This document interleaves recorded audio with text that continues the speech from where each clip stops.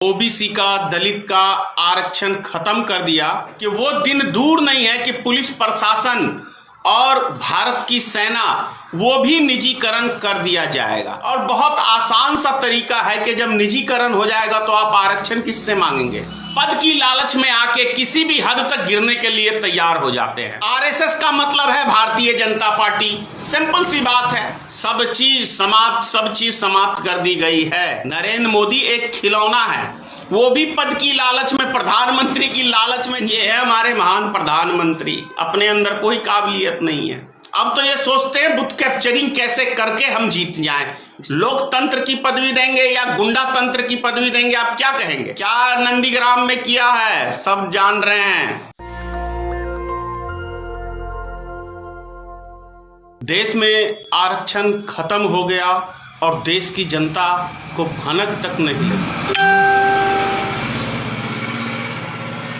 सोचने और समझने की बात है कि आखिर मोदी सरकार ने ओबीसी का, दलित का आरक्षण खत्म कर दिया और जनता को पता भी नहीं चला। अब आप सोच रहे होंगे कि आखिर आरक्षण कैसे खत्म हो गया। बहुत सिंपल सी बात है और समझने की बात यह है कि आखिर दिमाग देखिए, आरएसएस और भारतीय जनता पार्टी का मास्टरमाइंड दिमाग देखिए, कमाल का दिमाग है। आरक्षण खत्म करने का सबसे आसान तरीका, सबसे उत्तम तरीका इन्होंने अपनाया। जितनी भी सरकारी संस्थान है, रेलवे हो गया, बैंकिंग हो गया और भी तमाम, ये भी बहुत जल्द हो जाएगा कि भारतीय सेना भी निजी कंपनियों के हाथों की देखरेख में चला जाएगा। जो मोदी सरकार का सिस्टम लग रहा है उस हिसाब से ये कहने में मुझे कोई दिक्कत नहीं हो रही है कि वो दिन दूर नहीं है कि पुलिस प्रशासन और भारत की सेना वो भी निजीकरण कर दिया जाएगा। जिस तरीके से मोदी सरकार ने एक एक करके जितने भी सरकारी संस्थान थे उन सब को निजीकरण करने का काम किया। और बहुत आसान सा तरीका है कि जब निजीकरण हो जाएगा तो आप आरक्षण किससे मांगेंगे? प्राइवेट सेक्टर में तो आप आरक्षण मांगेंगे नहीं, प्राइवेट कंपनी में आप आरक्षण मांगेंगे नहीं। तो बहुत क्या खूब दिमाग लगाया है इन्होंने। अब बात रही ओबीसी समाज की, यानी पिछड़ा समाज की, दलित समाज की। अब ये समाज किसी अच्छे पद के लिए तरस के रह जाएगा। उसका सपना जो है कि मेरा भी बेटा आईएएस आईपीएस बनेगा, डॉक्टर बनेगा, इंजीनियर बनेगा। इन सब समाज के बच्चे अब ये सिर्फ सपने में ही सोचेंगे कि हमारा बेटा किसी बेहतर पद के ऊपर जा सकता है भारतीय जनता पार्टी की सरकार में। ये असंभव सी चीज है। क्यों असंभव है? तो भारतीय जनता पार्टी ने, आप सबको याद होगा, मोदी सरकार ने आपको 2019 के अंदर 10% आरक्षण फॉरवर्ड समाज को दिया। फॉरवर्ड समाज में कौन? ब्राह्मण, लाला, राजपूत, कैस्ट, यही चार है। और ये चार जाति के लोग, ऐसा कोई भारत में कोई भी संस्थान नहीं बचा हुआ है जहां पे इनका वर्चस्व नहीं है। उसके बाद भी चाहे आप सुप्रीम कोर्ट से देख लीजिए, किसी भी जगह आप एक चीज और ध्यान देंगे कि आज राजनाथ सिंह कोविंद जी महामहिम इस देश के राष्ट्रपति हैं, दलित समाज से आते हैं। लेकिन आप देखते हैं कि कैसे उस एक राष्ट्रपति से ये अगड़ी जाति के लोग पैर छुलाने का काम करते हैं, पैर छुलाने का। आपने कई ऐसा वीडियो देखा होगा, कई ऐसे वीडियो वायरल हैं जो राष्ट्रपति जी, महामहिम जी वो पैर छू रहे हैं जाके। आश्चर्य लगता है किसके? तो आरएसएस के सदस्यों के। किस तरीके से ये लोग किसी भी संस्थान के, किसी भी बैकवर्ड, किसी भी क्या कहते हैं दलित समाज के लोग को शोषण करने का काम करते हैं, और ये भी पद की लालच में आके किसी भी हद तक गिरने के लिए तैयार हो जाते हैं। एक पद की लालच में आके किसी भी हद तक गिरने के लिए तैयार हो जाते हैं। इनको ये नहीं पता कि राष्ट्रपति की गरिमा क्या है, उसकी मर्यादा क्या है। क्या राष्ट्रपति, इससे पहले किसी देश के व्यक्ति, किसी भी मुल्क में आपने देखा होगा कि कोई राष्ट्रपति किसी भी मुल्क का राष्ट्रपति कौन सबसे बड़ा, अब वो जाके किसी संगठन के व्यक्ति का जाके पैर छुए, उसको सम्मानित करे। सम्मानित करना तो सही है, लेकिन उसको पैर छूना, राष्ट्रपति को उस पद पे रह के, मैं इस चीज से इत्तेफाक नहीं रखता, मैं इस चीज को समर्थन नहीं करता हूं। अब आपकी सोच जो हो, मैं जानता हूं मिर्ची की तरह लग रही होगी अगड़ी जाति के लोगों को, ये बात लगेगी, क्योंकि सच्चाई है ना। सच्चाई तो हमेशा ही बहुत कड़वी होता है। तो अब आपके बच्चे ना आईएएस बन पाएंगे, ना आईपीएस बन पाएंगे, ना ही किसी बेहतर पोस्ट पे जा सकते हैं, क्योंकि देश के अंदर आरएसएस के द्वारा, सरकार तो कहेंगे कि आप ये तो आरएसएस तो सरकार है नहीं, भारतीय जनता पार्टी की। अरे भैया, भारतीय जनता पार्टी का मतलब है आरएसएस, आरएसएस का मतलब है भारतीय जनता पार्टी। सिंपल सी बात है। आप नीचे से ऊपर तक के पद अधिकारी को आप देख लीजिए, जो भी भारतीय जनता पार्टी की सरकार में है, चाहे मुख्यमंत्री हो चाहे मंत्री हो, सभी के सब आरएसएस से जुड़े हुए व्यक्ति हैं। तो ये कहने की बात है कि आरएसएस का इसमें कोई रोल नहीं है, लेकिन सारा रोल किसी का है तो आरएसएस का है। उससे कुछ ही दिन पहले मोहन भागवत जी ने एक बयान दिया था, हंसी आती है उनके बयान से, कि लोग पढ़ लिख के अहंकारी हो जाते हैं, तो अपने भी बाल बच्चों को, अपने भी खानदान के बच्चों को नहीं पढ़ाते, क्यों पढ़ाए। और वैसे भी जो ये जहर बीमारी भारतीय जनता पार्टी के नेतागण घोलते हैं, इनके बच्चे तो विदेश में पढ़ते हैं, लेकिन आपके बच्चे सरकारी स्कूल में भी बेहतर शिक्षा नहीं प्राप्त कर सकते। तो आपको बीमारी दे रखा है कि आप हिंदू मुसलमान में उलझे रहिए, और आपकी सब चीज समाप्त कर दी गई है। ये बातें आपको समझने की जरूरत है। जरा आप थोड़ी देर के लिए खुद ठंडे दिमाग से सोचिए कि जब एक एक कंपनी निजीकरण, प्राइवेट कर दी गई है, तो आरक्षण आप क्या चीज का लेंगे, क्या चीज पे आरक्षण चाहेंगे। है ना मास्टरमाइंड आरएसएस का, भारतीय जनता पार्टी का। ये भी एक कठपुतली ही है नरेंद्र मोदी, खिलौना आरएसएस का खिलौना था, मतलब है। नरेंद्र मोदी एक खिलौना है, वो भी पद की लालच में, प्रधानमंत्री की लालच में। जितनी इसने, अगर ये कहता है कि मैं बैकवर्ड समाज का हूं, तो इसने अपने ही समाज की ऐसी तैसी करने में कोई कसर नहीं छोड़ी है नरेंद्र मोदी ने। यदि ये कहता है कि वास्तव में है, तो वैसे मुझे विश्वास नहीं है कि नरेंद्र मोदी बैकवर्ड समाज से कोई ताल्लुक रखता है, क्योंकि इतना बड़ा फ्रॉड व्यक्ति शायद ही दुनिया में कभी पैदा हुआ होगा, और ना भविष्य में कभी पैदा होगा, जितना बड़ा फ्रॉड ये प्रधानमंत्री है। और यदि बैकवर्ड समाज से है, तो निश्चित ही ये अपने समाज का दुश्मन है। सोचने समझने की जरूरत आप लोग को है।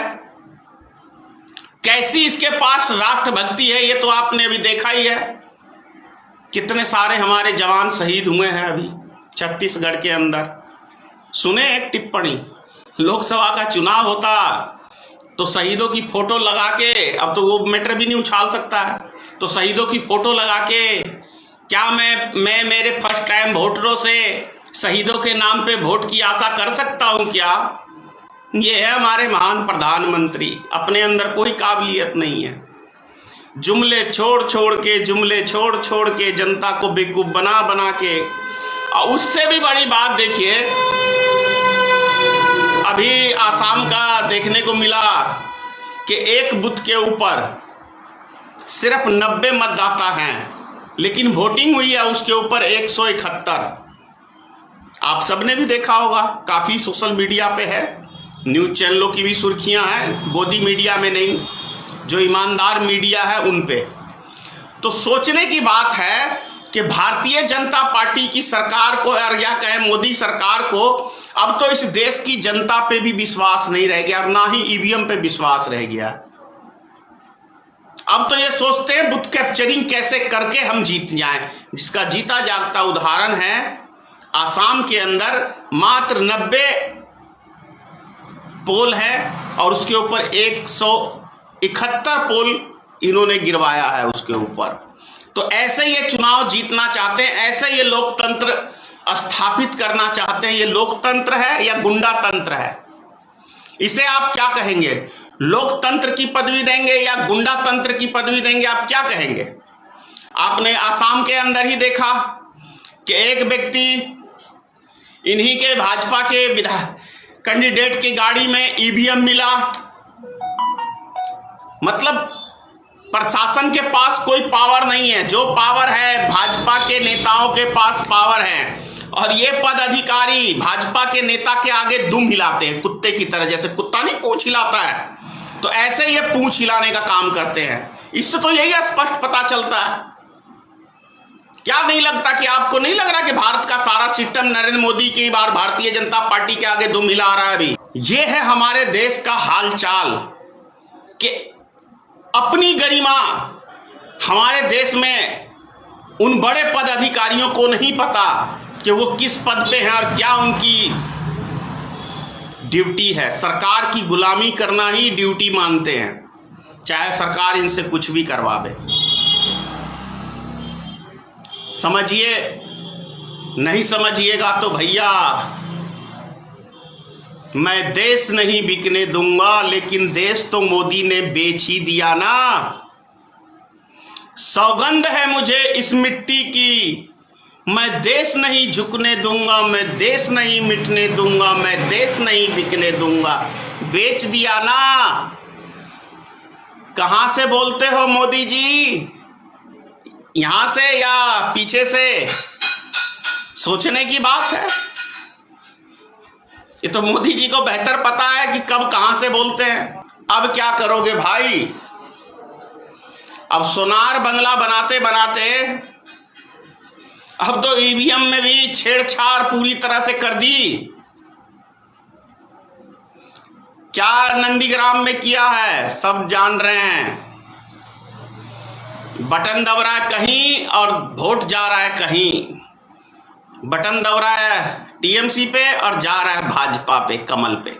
लोकतंत्र पे विश्वास नहीं है, अब लोगों पे विश्वास नहीं है श्री नरेंद्र मोदी का, क्योंकि लोग एक एक बच्चा से बच्चा भारतीय जनता पार्टी का और नरेंद्र मोदी का राजनीतिक समझ चुका है कि ये कैसा फ्रॉड प्रधानमंत्री है, ये कैसा नेता है। जुमले मार मार के जनता को बेवकूफ बना बना के। अच्छा, एक चीज और है, मैंने अपनी इतने साल की 22 साल से मैं भी राजनीतिक से जुड़ा हुआ हूं, और 22 साल की राजनीतिक में मैंने ऐसा कभी नहीं देखा कि एक मुख्यमंत्री सभा करे और वहां पे 100 आदमी भी ना हो। योगी आदित्यनाथ, बाप रे बाप, योगी आदित्यनाथ, इन बाबा को देखने के लिए 100 आदमी भी नहीं गए, भाड़े पे भी नहीं जाने को तैयार हैं। अब तो ये स्थिति हो गई है भारतीय जनता पार्टी की, ये 500-500 रुपए जो दे के ले जाते हैं लोगों को, अब ये 500 रुपए पे भी इनके साथ कोई जाने को तैयार नहीं है। तभी तो ईवीएम में 90 की जगह 171 मत डालते हैं ये लोग। इसीलिए तो कहते हैं कि ईवीएम से ही चुनाव होना चाहिए, बैलेट पेपर से नहीं होना चाहिए। मोदी जी आरक्षण खा गए दलितों का हक, खा गए ओबीसी समाज का, पिछड़े समाज का, अति पिछड़े समाज का हक। अब आप ओबीसी के समाज के लोग दलित समाज के लोग मोदी मोदी गाते जाइए और मोदी जी ने आपको जीरो पे आउट कर दिया, आपके बाल बच्चों का भविष्य। अब तो आप पकौड़े तलने लायक भी नहीं हो भाई। इसी सरकार ने कहा ना कि पकौड़े तलना भी एक बिजनेस है, तो कहीं पकौड़े भी की स्टॉल लगाने दे रहा। अभी मधुबनी में देखा मैंने, पूरा रोड साफ कर दिया, तोड़ फोड़ के अतिक्रमण हटाओ। तो जो चीज है सिर्फ भाषण में है, भाषण में पूरा राशन देते हैं जनाब, लेकिन आप गरीब आदमी हैं, अगर ठेला भी लगाते हैं तो आपको पुलिस वाले या तो वो हफ्ता लेंगे, कुछ दिन लगाने देंगे, फिर आप ही का ठेला मुन्सिपलिटी वाला उठा के ले जाएगा, फिर वहां से छुड़ा के लाइए। बस यही है गरीब आदमियों की जिंदगी। बीमारी क्या है? मोदी मोदी गाओगे, हिंदू मुसलमान गाओगे तो अपने बाल बच्चों को कटोरा लेके, वो दिन नजदीक आ चुका है, कटोरा लेके भीख भी नहीं रहेगा कुछ आदमी के पास, तब आपके कटोरे में कुछ देगा ना, क्योंकि मोदी एक ऐसा शख्स है। अच्छा, एक चीज और याद आ गया, बड़ी काम की बात। जानते हैं आप लोग 2016 में जब नोटबंदी हुआ था, उस समय के अंदर मोदी जी ने रात्रि 8 बजे आके 1000 और 500 के नोट बंद किए थे। उसी रात भारत के इतिहास में इतना सोना कभी नहीं बिका जितना 24 घंटे में सोना बिक गया था। अब ये जितने ब्लैक मनी वाले थे, काला धन वाले थे, सब ने सोना खरीद लिया उस काले धन का और स्टॉक कर लिया। और उसके बाद उन सब ब्लैक मनियों वाले व्यक्तियों को, जो ब्लैक मार्केटिंग करते हैं, उनका घर भरने के लिए भारत का प्रधानमंत्री, चोर प्रधानमंत्री, भारत का प्रधानमंत्री, चोर प्रधानमंत्री ने, भ्रष्टाचारी प्रधानमंत्री ने सभी देश के व्यापारियों को, काला धन वाले का, जानते हैं कैसे इन्होंने धन दुगुना करने का, चौगुना करने का काम किया। उस समय के अंदर 25,000 रुपए तोला सोने की कीमत थी, और इन्होंने एक साल के अंदर इधर, आप सबको याद होगा कि 60,000 रुपए तोला सोना पहुंचा दिया। लो जी, 4 साल में डबल मारो, टिबल मारो। तो अब आप सोचिए कि प्रधानमंत्री ईमानदारी का ढोल पीटते हैं, लेकिन फायदा सारे देश के काला व्यापारियों को, काला बाजारियों को पहुंचाने का काम करते हैं। जैसे आप देख लो, मोदी सरकार के आने से नीरव मोदी बैंक का पैसा लेके फुर्र उड़ गया जहाज से। नीरव चौकसी फुर्र उड़ गया जहाज से। विजय माल्या फुर्र उड़ गया जहाज से। अच्छा, ये वीजा किसने दिया? कांग्रेस पार्टी ने दिया क्या? कांग्रेस की सरकार होगी, कांग्रेस की सरकार ने उसको वीजा दिया। अच्छा, क्या कि भारतीय जनता पार्टी की सरकार है भारत में, उसने वीजा दिया? किसने वीजा दिया? इन लुटेरों को विदेश भगाने के लिए सत्ता भारतीय जनता पार्टी की है ना, सत्ता भारतीय जनता पार्टी की है, तो उसी ने भगाया सबको। तो चोर कौन हुआ? और अभी तो देश के अंदर राफेल डील के ऊपर फिर से चर्चा हो गई, सुर्खियां बनी हुई है मीडिया में, सुर्खियां बनी हुई है ना मीडिया में, राफेल डील। चोरों की सरकार, ढोल पीटे ईमानदारी का, चोरों का सरदार, ढोल पीटे ईमानदारी का।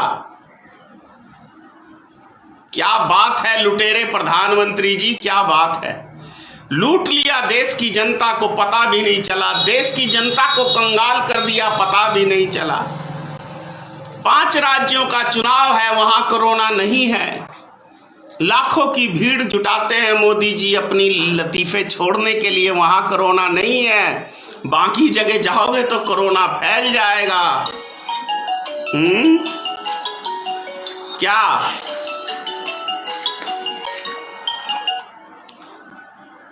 ये सोचने की चीज है? समझिए, सोचिए कितनी बातें, कितनी वीडियो बना के आप सबको समझाऊं। भैया ये भारत देश है, भाड़े पे किराए के टट्टू बहुत सारे मिल जाते हैं। अब सोचो ना, जब 100-150 रुपए में झंडा उठाने को यहाँ तैयार हो जाता है आदमी कि आप क्या कर रहे हो नहीं कर रहे हो, उससे कोई मतलब नहीं है, तो क्या हाल है देश की। जय हिंद, जय भारतीय मित्र पार्टी। करें, कमेंट जरूर करें।